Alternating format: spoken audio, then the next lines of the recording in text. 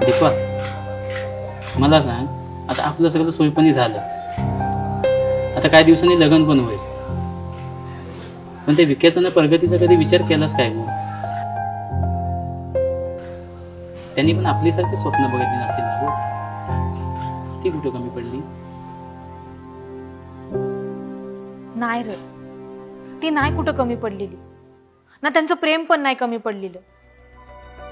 देव त्यांची परीक्षा घेतो ना, माझा विश्वास आहे ती पास होतील परीक्षेत. अगो पण ही असली जीवघेणी परीक्षा कामाची काय? ती पास व्हाया कुठे जीव तर राहाय हवाय ना. तू आता लयच बोलायला लागलास आहे सूर्या. अरे त्यांचा जर काय प्रेम बिम असेल ना तरी त्या जुलण्यातला नाही, आणि तशी त्यांना सबन वाडी ठावऱ्यासमोर समज दिली आहे, समजलं ना. तू कशाला ह्या उकरून काढतोस आहे? तुला जर ही थेरा नाचवायची असतील ना तर तुझा ह्या मांडवापर्यंत गेला इस्कट आहे, मला टाइम नाही लागायचा. चालेल, माझं मोडलं तरी चालेल, पण त्यांचं जुळवून देऊया. अरे नाही तर उद्या काहीतरी वाईट साईड करून घेतील ती पोरा. सूर्या लय बोललास आता. अरे उधळलेल्या बैलाची व्यसन जर टायमावर धरली नाही ना तर इदिवस वयाला वेल जायच नाही, समजलं काय? अरे पण तुझं चांगलं कपडं घालून कशाला बोलवलं? हा, अरे मला कंटाळा येतो सगळं अंग चिकचिकीत होतं. आता कपडे घालून आलाच आहे ना, कुठं जायचं तर मी सांगतो, वर कातलावर जायचं. कातलावर? हो.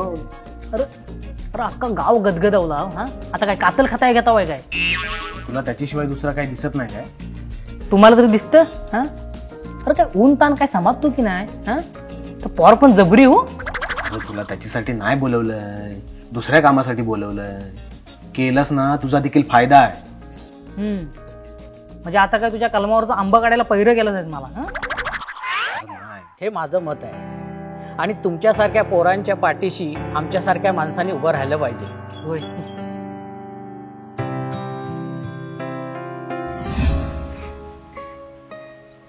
काय अरे, म्हणजे तू पण मला तसलाच समजतोस काय?